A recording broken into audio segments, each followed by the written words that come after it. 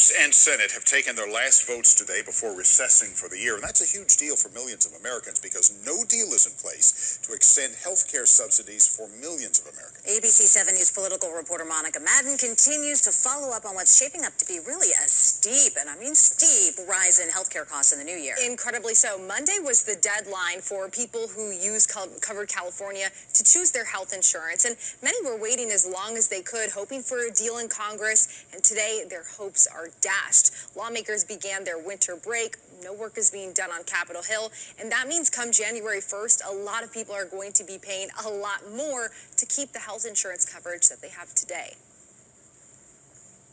What people are actually paying for their coverage is set to double.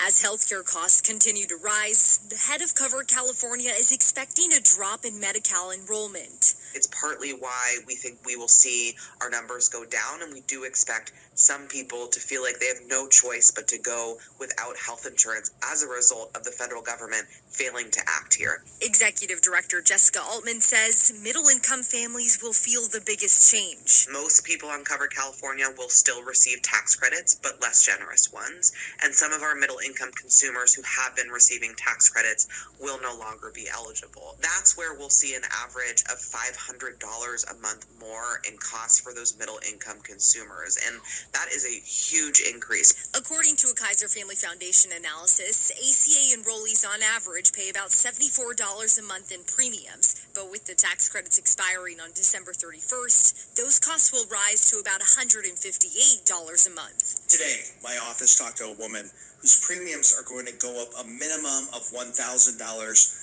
a month if we don't take action. Democratic Representative Kevin Mullen tells us he's frustrated that lawmakers are being sent home.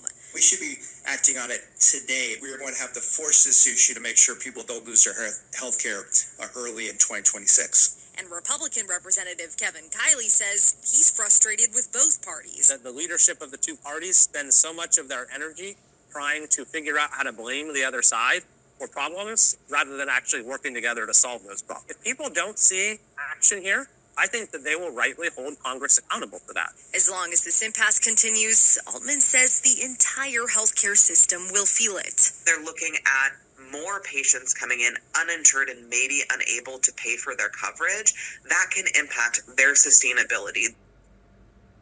And Covered California says if you are expecting your premiums to increase, there can be options with the state having a bit of wiggle room in its budget, but ultimately it will not be able to absorb all of the costs, as about 38% of Californians are on Medicare.